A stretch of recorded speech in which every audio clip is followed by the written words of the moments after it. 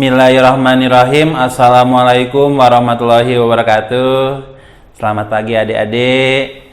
Semoga dalam hari ini adik-adik dalam keadaan sehat walafiat, kemudian senantiasa dalam keadaan ceria juga, dan mudah-mudahan tanpa kekurangan apapun. Nah, perkenalkan, nama kakak Ahmad Sofyan, kakak pengajar IPS dari Nurul Fikri, Bekasi. Nah, adik-adik, sebelum kita mulai ke materi, jangan lupa adik-adik follow Instagram dari Nurul Fikri Bekasi, IGNF-nya yaitu Nurul Fikri Bekasi, kemudian Facebook-nya Nurul Fikri Bekasi, bimbingan dan konsultasi belajar Nurul Fikri Bekasi, lalu subscribe YouTube-nya Bimbel NF Bekasi. Nah, kemudian adik-adik, materi yang akan kakak sampaikan hari ini yaitu materi tentang apa? Yaitu tentang review adik-adik. Di mana review ini adalah materi-materi yang sebelumnya sudah diajarkan di kelas adik-adik ya. Nah, adik-adik sudah mengerjakan soalnya? Nah, kalau misalkan sudah, kita mulai dengan bacaan basmalah yuk adik-adik biar berkah. Bismillahirrahmanirrahim. Baik. Untuk yang nomor 1 adik-adik. Nah, kita lihat.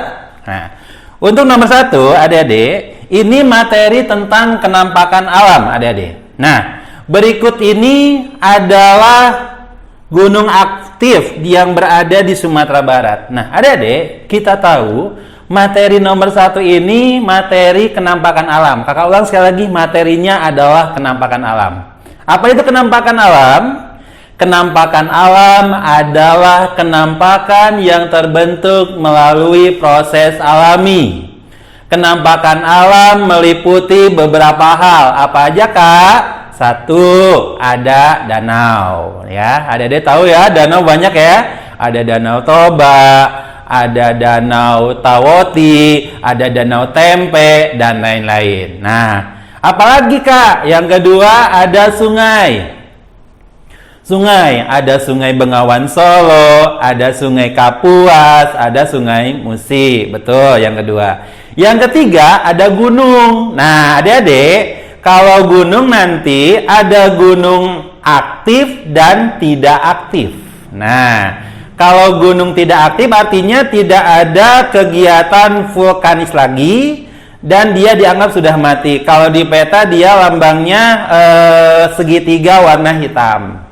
Nah, kemudian kalau warna merah itu namanya gunung api aktif. Nah, jadi dari penjelasan ini dapat disimpulkan bahwa gunung termasuk salah satu kenampakan alam.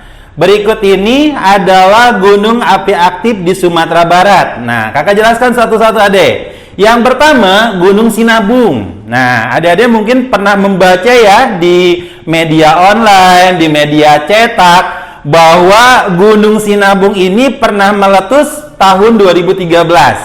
Ada yang tahu Gunung Sinabung ada di mana? Gunung Sinabung terdapat di Provinsi Sumatera Utara. Ya, untuk option A, Gunung Sinabung terdapat di Sumatera Utara. Nah, kemudian Gunung Kerinci. Nah, adik-adik, Gunung Kerinci adalah gunung tertinggi di Pulau Sumatera. Tingginya kurang lebih 3.805 meter. Terdapat di mana, Kak? Di Sumatera, Provinsi Jambi. Itu yang kedua. Kemudian yang ketiga itu ada Gunung Merapi. Nah, Gunung Merapi, adik-adik, ini adalah salah satu gunung yang sangat aktif. Mungkin adik-adik pernah mendengar ya bahwa Gunung Merapi ini salah satu background dari Candi Borobudur. Dan Gunung Merapi pernah meletus tahun 2010, di mana letusannya sangat dahsyat. Nah, gunung api yang bernama Merapi ini ada di perbatasan antara Jawa Tengah dengan DI Yogyakarta. Itu option C. Kalau option D, ada Gunung Marapi. Beda ya, Merapi di Pulau Jawa, Marapi di Sumatera. Nah, kalau Marapi ini terdapat di Sumatera Barat. Jadi untuk nomor 1 jawabannya adalah Gunung Marapi. Nah, gimana adik-adik? Ada yang ditanyakan nggak nomor 1 ini? Cukup jelas apa yang kakak sampaikan?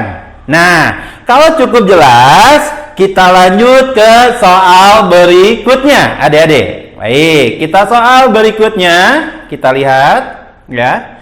Nah, adik-adik, untuk yang nomor 3 ini, adik-adik, kalian ingat di materi tentang kolonialisme, adik-adik.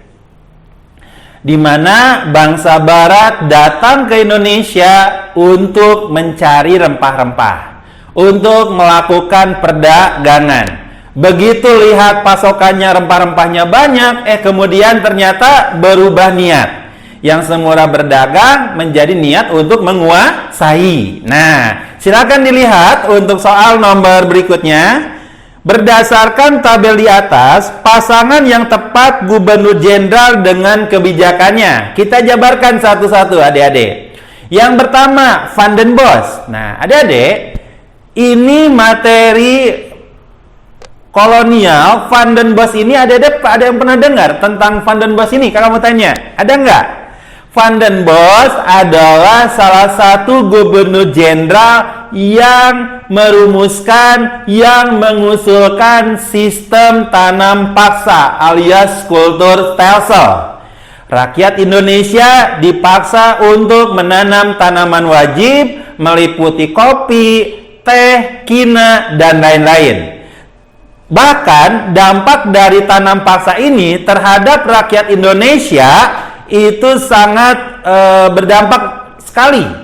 Ada yang mengalami kelaparan, ada yang mengalami kemiskinan. Nah, untuk yang Van den Bosch sewa tanah, salah ya. Ingat bahwa Van den Bosch bukan pencetus sewa tanah, tapi kultur stelsel. Nomor 1, salah. Nah, kemudian kita lanjut berikutnya, Thomas Stamford Raffles, adik-adik. Kalau kita tahu yang namanya Thomas Stamford Raffles ini adalah gubernur jenderal dari Inggris, adik-adik. Perlu adik-adik ingat, perlu adik-adik ketahui bahwa yang namanya Thomas Stamford Raffles adalah sosok gubernur jenderal yang mencintai ilmu pengetahuan, adik-adik. Ada beberapa fakta mengenai Thomas Stamford Raffles ini. 1. Thomas Stamford Raffles adalah sosok gubernur jenderal yang menjadi pendiri atau yang namanya perintis dari Kebun Raya Bogor. Nah, adik-adik juga tahu ya bahwa Kebun Raya Bogor itu salah satu perintisnya adalah Thomas Stamford Raffles. Itu fakta yang pertama atau informasi yang pertama. Informasi kedua dari Thomas Stamford Raffles adalah bahwa Thomas Stamford Raffles adalah tokoh yang menulis sebuah buku bernama History of Java, yaitu sejarah mengenai Pulau Jawa. Nah, itu yang kedua. Yang ketiga, Thomas Stamford Raffles adalah salah satu tokoh yang mendirikan negara bernama Singapura. Kok bisa, Kak? Karena dulu, adik, setelah lengser atau turun jabatan dari gubernur jenderal, Thomas Stamford Raffles juga mendirikan yang namanya Tumasik pada waktu itu. Tumasik kemudian berubah jadi Singapura. Nah, yang keempat, Thomas Stamford Raffles adalah sosok yang dimana dia memerintahkan penggalian Candi Borobudur yang sebelumnya sempat tertutup oleh abu vulkanik letusan Gunung Merapi. Nah, ya. Jadi untuk yang nomor 2, Thomas Stamford Raffles tanam paksa. Kebalik, adik-adik ya. Yang mencetuskannya adalah Van den Bosch atau Johannes Van den Bosch. Nomor 2 salah. Kita lihat nomor 3, adik-adik. Ada Daendels. Nah, adik-adik, kalau adik-adik mendengar kata Daendels, mungkin tokoh ini sosok yang tidak asing buat adik-adik. Lah, kenapa? Kalau adik-adik ketahui, ada beberapa fakta mengenai Daendels ini. Yang pertama, Daendels merupakan salah satu tokoh yang mencetuskan pembangunan jalan raya Pos Anyer sampai Panarukan sejauh 1100 km. Itu yang pertama. Yang kedua, bahwa Daendels adalah gubernur jenderal yang menurunkan pangkat bupati yang semula dia berkuasa menjadi pegawai pemerintah. Dan yang ketiga, bahwa yang namanya Dendels salah satu tokoh yang mencetuskan kerja paksa namanya kerja Rodi. Nah, itu dia tuh ya deh ya. Jadi untuk Dendels tokoh yang mencetuskan kerja Rodi. Nah, kemudian lanjut untuk J.P. Kuhn. Adik-adik, Jan Pieter Jun Kuhn. Beliau adalah gubernur jenderal kedua pada zaman VOC. Pertama Pieter Both, yang kedua adalah Jan Pieter Jun Kuhn. Nah, beliau adalah gubernur jenderal yang kedua. Nah, pasangannya adalah politik etis. Salah. Yang benar adalah tokoh bernama politik etis adalah Van Deventer, adik-adik. Nah, kita lihat di soal. Dari tabel di atas, pasangan yang tepat antara gubernur jenderal dengan kebijakannya sudah kakak sampaikan dari nomor 1, 2, 3, dan 4. Jawaban yang benar adalah C. Nah, kenapa C? Karena Dendels salah satu tokoh yang menerapkan sistem kerja paksa bernama kerja Rodi. Nah, adik-adik, ada yang benar? Wah, alhamdulillah ya kalau ada yang benar ya. Baik, kalau misalkan sudah, kita lanjut ke soal berikutnya. Lanjut. Nah, kita lihat. Nah, adik-adik, bercokolnya, berkuasanya Belanda di Indonesia waktu itu zamannya VOC, di mana menimbulkan beberapa perlawanan-perlawanan dari kerajaan Islam. Nah, adik-adik ingat bahwa salah satu kerajaan yang melakukan perlawanan adalah kerajaan Makassar. Kenapa ke Makassar? Karena kerajaan ini dia bereaksi terhadap kebijakan dari VOC. Nah, apa kebijakannya? Yaitu dengan adanya monopoli, di mana VOC ingin menjadi penguasa tunggal perdagangan.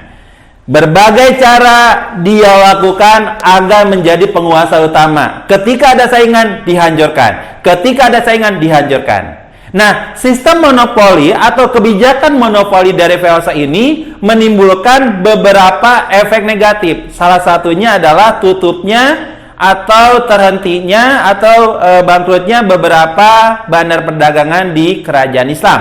Nah, kerajaan dari Makassar yang dipimpin oleh seorang tokoh bernama Hasanuddin ini melakukan perlawanan. Kenapa? Karena politik kolonial, politik dari yang namanya VOC, kebijakan VOC yang dikenal dengan monopoli. Nah, kita lihat soal.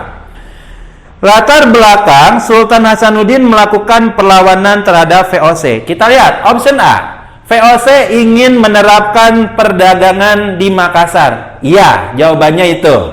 Nah, kemudian Kak, untuk option B, C, dan D, bagaimana penjelasan dari kakak? Baik, kita lihat untuk yang option B. Nah, terjadi perselisihan antara kaum adat dengan kaum padri. Nah, padri itu ulama. Nah, adik-adik, untuk yang option B ini adalah penyebab dari Perang Bonjol yang dipimpin oleh Tuanku Imam Bonjol. Option B itu penjelasan dari kakak. Kemudian option C ada penghapusan hak tawan karan. Kak, kalau ditanya ini pada zaman apa? Option B dan option C, adik-adik, ini bukan zaman VOC, tapi zaman kolonial. Artinya setelah VOC bangkrut, adik-adik. Nah, kita ke option C ya. Hak tawan karan. Hak tawan karan ini adalah sebuah hukum di mana diterapkan di Kerajaan Bali apabila ada kapal yang di mana dia itu jatuh, di mana itu dia karam di sebuah wilayah Kerajaan Bali, maka harta kekayaan dari kapal tersebut menjadi milik kerajaan bersangkutan. Misalkan nih, kakak punya kapal nih, kemudian berlayar ke Bali. Nah, tiba-tiba karena ombak yang dahsyat, itu kapal kemudian karam, lalu karam di sebuah daerah namanya Karangasem. Nah, otomatis harta kapal kakak itu kemudian menjadi milik kerajaan Karangasem, bukan milik kapal, bukan milik kakak lagi. Nah, itu yang disebut dengan hak tawan karan. Jadi, penghapusan hak tawan karan adalah salah satu penyebab dari perlawanan Bali. Nah, yang dipimpin oleh Ki Gusti Ketut Jelantik. Option C sudah kakak jelaskan. Lanjut ke option D. Nah, VOC mencampuri proses pergantian sultan atau intervensi terhadap urusan kerajaan. Nah, adik-adik, untuk yang option D ini adalah salah satu pemicu dua perang. Yang pertama perang Siak di Sumatera, intervensi terhadap kerajaan juga. Yang kedua yaitu perang Banjar yang dipimpin oleh Pangeran Antasari, di mana pada waktu itu Belanda intervensi dalam pemilihan sultan. Ada dua sultan, yaitu sultan yang pertama Pangeran Hidayat, yang kedua Pangeran Tamjidillah. Nah, kemudian Belanda ikut intervensi mengangkat Pangeran Tamjidillah sebagai sultan dari Banjar, yang dimana Pangeran Tamjidillah adalah sosok tokoh yang tidak disukai oleh rakyatnya. Nah, jadi untuk yang option D adalah penyebab dari perang Banjar. Baik, untuk yang nomor 4, kesimpulannya apa? Jawabannya adalah A. Oke, baik. Nah, adik-adik ya, kita lanjut berikutnya ke nomor 5. Nah, itu ya adik-adik. Untuk yang nomor 5 ini, nah adik-adik ya, untuk yang nomor 5 ini adik-adik bisa lihat di materi pergerakan nasional ya. Pergerakan nasional adalah sebuah reaksi dari bangsa Indonesia untuk mengusir kolonialisme Belanda. Nah, di mana pergerakan nasional menggunakan sistem organisasi berupa perlawanannya dan sudah modern. Nah, salah satu organisasi yang berdiri selain Budi Utomo, selain Sarekat Islam, ada Indes Partes. Nah, kakak kenapa Indes Partes? Karena tokoh yang digambar ini adalah pendiri dari Indes Partes yang dikenal dengan 3 serangkai. 3 serangkai meliputi siapa aja? 1. Eugene, Francois, Edward, Dawes Dekker. Kakak ulang sekali lagi ya. Ini tokohnya 1, 3 serangkai itu Eugene, Francois, Edward, Dawes Dekker. Itu yang pertama. Yang kedua, ada yang namanya Suwardi Suryaningrat. Ya, adik-adik ya. Kak, siapa Suwardi Suryaningrat? Adik-adik, Suwardi Suryaningrat nantinya itu jadi Ki Hajar Dewantara yang mendirikan Taman Siswa. Kemudian yang ketiga, ada Cipto Mangunkusumo dan nantinya namanya itu diabadikan dari rumah sakit di Jakarta. Baik, kita lihat ke soal ya, adik-adik ya. Nah, tokoh yang dimaksud dengan latar belakang sebagai dokter. Nah, adik-adik, kalau dokter itu Cipto Mangunkusumo. Baik. Nah, kakak jelaskan satu-satu dari optionnya ya. Option A, kita lihat. Ada Dawes Dekker. Adik-adik, bukan Dawes Dekker di sini bukan pendiri dari Indes Partes. Kalau yang namanya pendiri ada tambahan EFE. Ini Dawes Dekker aja. Kalau Dawes Dekker, beliau pengkritik tanam paksa. Nama aslinya Dawes Dekker, nama samarannya adalah Multatuli. Di mana buku yang ditulis adalah Max Havelaar ya, option A. Lanjut ke option B, adik-adik. Cipto Mangunkusumo itu jawabannya ya. Kemudian C, Suwardi Suryaningrat. Suwardi Suryaningrat nantinya bernama Ki Hajar Dewantara mendirikan lembaga pendidikan nantinya bernama Taman Siswa. Lanjut, yang option D, Wahidin Sudirohusodo. Adik-adik, Wahidin Sudirohusodo adalah perintis dari organisasi Budi Utomo. Jadi untuk nomor ini jawabannya adalah B, Cipto Mangunkusumo. Baik. Nah, kemudian kita lanjut yang berikutnya. Nah, oke, baik, sebentar. Nah, kita lanjut berikutnya, adik-adik, ya. Berikutnya itu mengenai Nahdlatul Ulama, adik-adik. Nah, perlu adik-adik ketahui, Nahdlatul Ulama adalah organisasi yang terbentuk tahun 1926, tepatnya 31 Januari 1926. Tokohnya almarhum Hasyim Asy'ari atau Kiai Haji Hasyim Asy'ari. Beliau adalah kakek dari Presiden Abdurrahman Wahid alias Gus Dur. Nah, kemudian adik-adik, untuk yang soal nomor ini, beberapa informasi mengenai Nahdlatul Ulama. Baik, kita jabarkan. 1. Didirikan di Yogyakarta. Adik-adik, organisasi yang didirikan di Yogyakarta bukan Nahdlatul Ulama. Nahdlatul Ulama didirikan di Jombang, Jawa Timur. Nah, nanti pesantrennya adalah Tebu Ireng.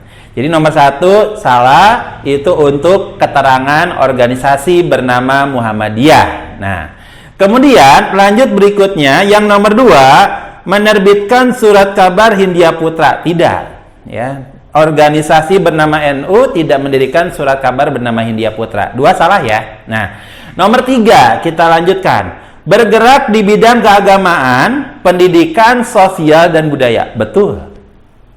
Jadi NU itu berdirinya itu tidak partai politik, tidak, di bidang sosial, agama, dan kebudayaan. Nomor 3 contreng ya, berarti benar.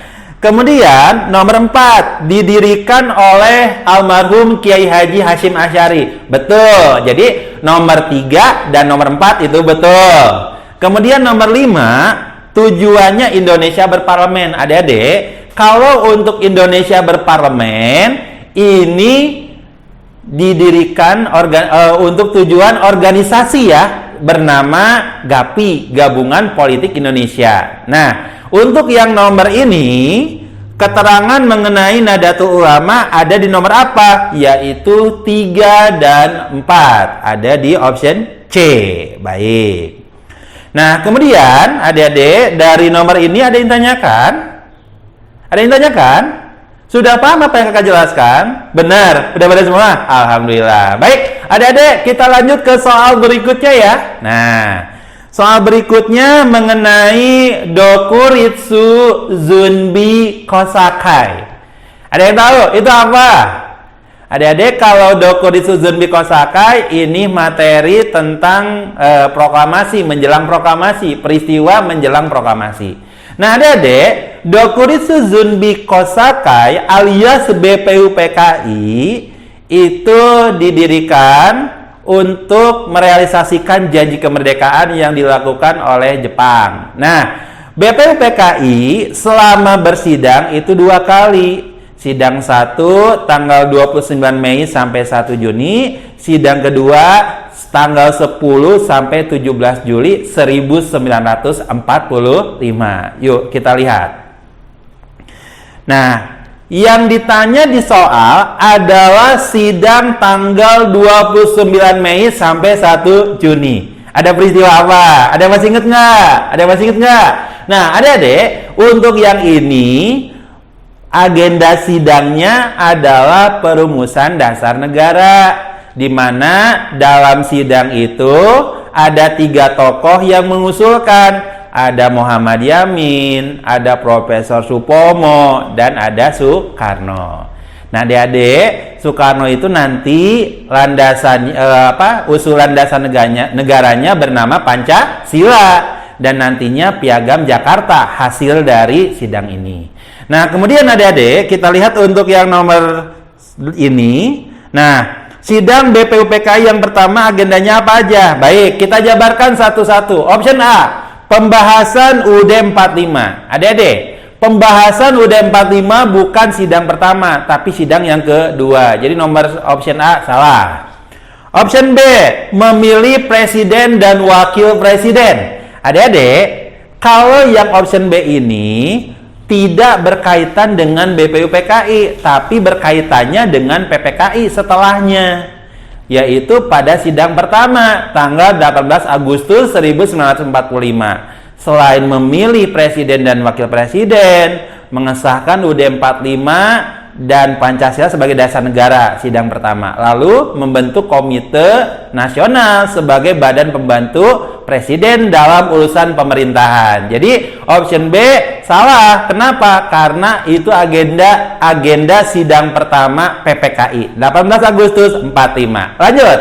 Option B itu option C, merumuskan dasar negara. Nah, itu ya, dasar negara. Nanti Piagam Jakarta hasilnya. Option C jawabannya. Pembahasan berikutnya option D, yaitu pembentukan 12 kementerian. Adik-adik, kalau pembentukan 12 kementerian ini hasil sidang kedua PPKI tanggal 19 Agustus 1945. Oke. Jadi untuk yang nomor ini jawabannya adalah C. Bagaimana adik-adik? Adik tanyakan. Baik, kita ke nomor 9. Adik-adik ya. Nah, nomor 9. Oke. Nah, di sini adik-adik ada peranan tokoh. Nah, memang tidak bisa dipungkiri peranan tokoh dalam sejarah itu mempengaruhi perkembangan berikutnya. Nah, tokoh yang ada di gambar di atas itu adalah Sukarni. Bagaimana peranan beliau? Nah, nanti Sukarni juga memiliki peranan. Kita jabarkan satu-satu ya. Baik. Nah, untuk option A, menyusun pernyataan tentang kemerdekaan. Adik-adik, untuk yang option A, menyusun pernyataan kemerdekaan, itu alinea pertama. Yang menyusun adalah Ahmad Subarjo. Jadi ini tokoh perumus perumus tentang ini adik-adik, perumus tentang teks proklamasi. Jadi yang option A itu Ahmad Subarjo. Kemudian option B, menyusun tentang peralihan. Ini alinea kedua, Muhammad Hatta tokohnya. Jadi yang kedua option B Muhammad Hatta. Kemudian option C, mengusulkan yang menandatangan. Nah, itu jawabannya. Yang menandatangan atas nama bangsa Indonesia adalah Sukarni. Jadi C jawabannya. Kalau option D ini nanti tokohnya siapa, Kak? Tokohnya adalah Soekarno yang membacakan tanggal 17 Agustus 1945 di Jalan Pegangsaan Timur nomor 56. Jadi untuk yang nomor ini jawabannya adalah C. Baik, adik-adik, sampai sini dulu ya. Kita iklan dulu sejenak untuk rehat. Baik, kita lanjutkan nanti setelah ini.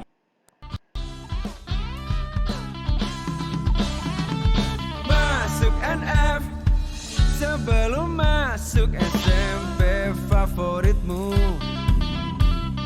Masuk NF sebelum masuk SMA favoritmu.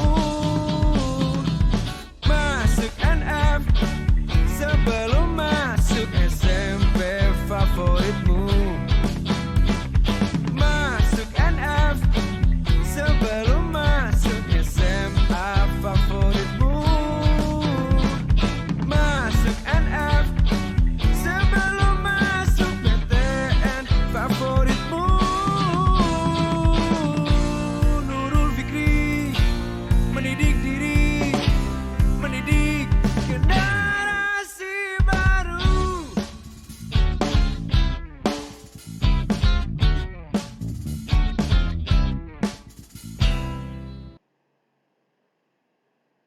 Oke, baik adik-adik ya. Nah, baik, udah tadi iklannya ya. Nah, berikutnya nih adik-adik ya. Nah, berikutnya ini adalah materi tentang kebudayaan ya, kenampakan kebudayaan nih, keragaman budaya ya. Nah, baik, keragaman budaya adik-adik di Indonesia itu banyak banget ya. Selain ada rumah adat, selain ada yang namanya senjata tradisional, lagu daerah, dan ada tarian. Nah, adik-adik silakan dilihat di gambar ya. Nah, di situ kita lihat berdasarkan gambar di atas, tarian yang berasal dari Provinsi Aceh. Nah, Aceh, adik-adik kalau kita ketahui bahwa yang namanya tarian dari Provinsi Aceh itu selain tari sedati, itu juga ada selain yang namanya yang lain ya. Nah, oke, baik. Di sini untuk Provinsi Aceh kita jabarkan satu-satu. Yang pertama, option A, ada tari piring. Nah, yang kayak gini nih ya. Tari piring ini berasal dari Provinsi Sumatera Barat. Nah, option A untuk Sumatera Barat. Option B yaitu tari jaipong. Nah, kalau jaipong itu dari mana? Dari Jawa Barat. Nah, kemudian yang berikutnya ada yang namanya tari topeng. Tari topeng itu dari mana, Kak? Dari Jakarta. Nah, adik-adik ya. Nah, Ratu Jaru. Nah, adik-adik ya.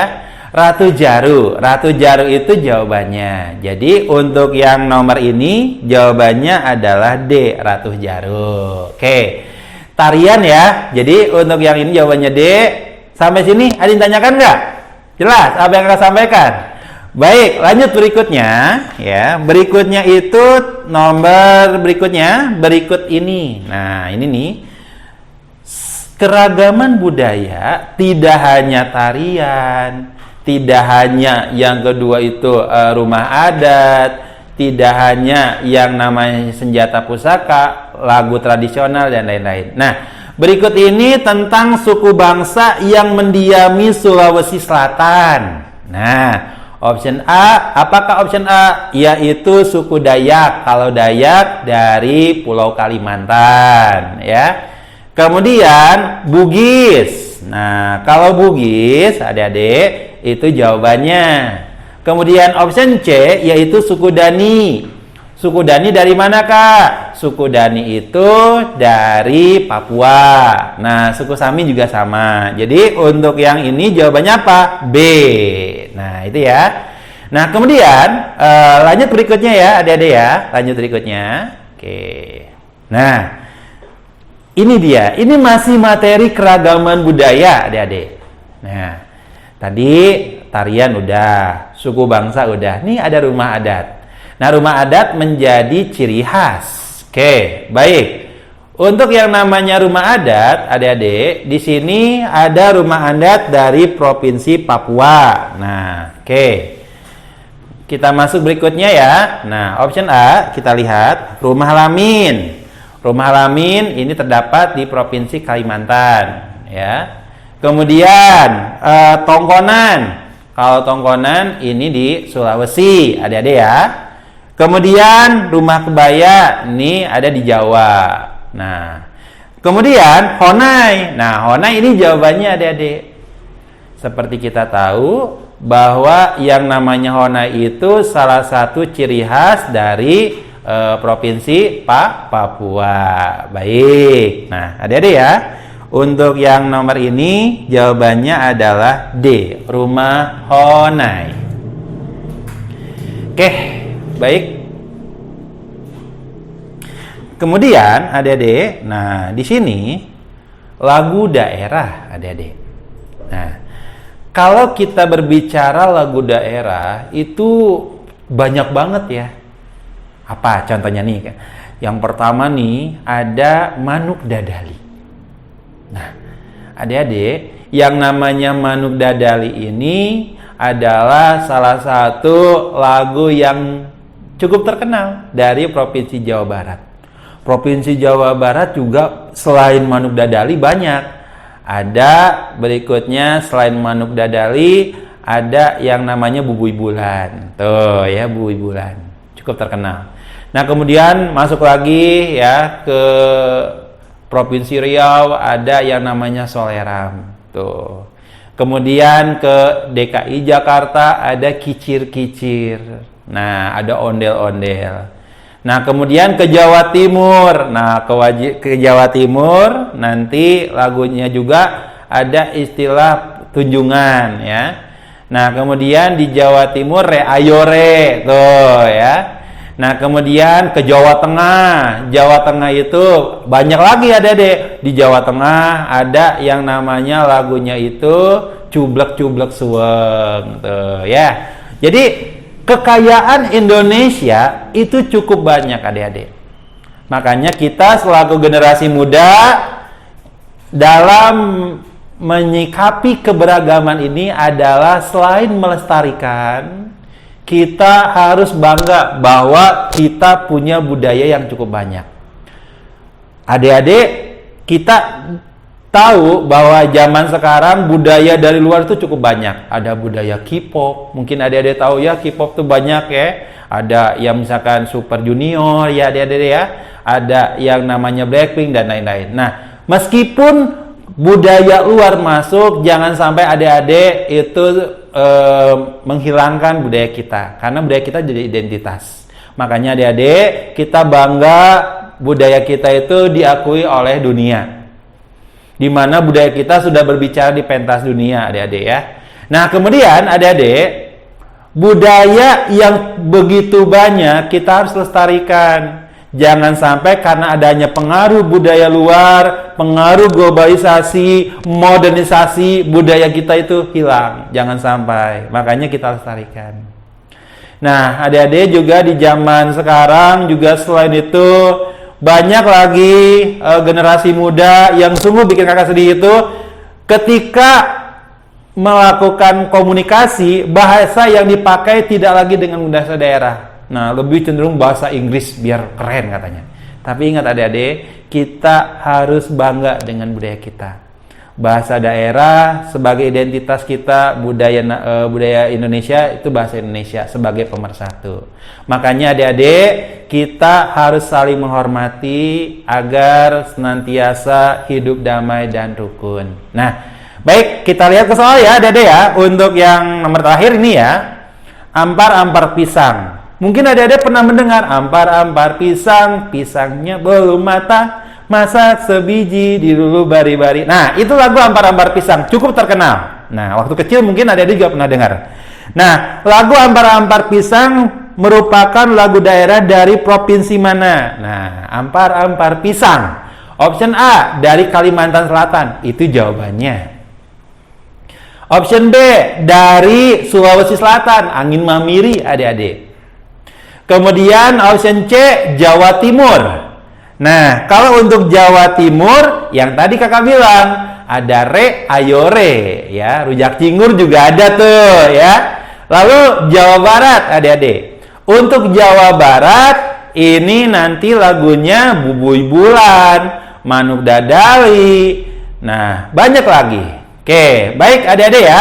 Itu untuk penjabaran materi kita kali ini. Nah, adik-adik, ada perlu kakak tambahkan, Nurul Fikri sekarang lagi diskon 30% adik-adik. Dari tanggal 1 Maret sampai 15 April 2020. Apabila adik-adik berminat bergabung di Nurul Fikri, adik-adik bisa menghubungi lokasi terdekat, ada nomor teleponnya.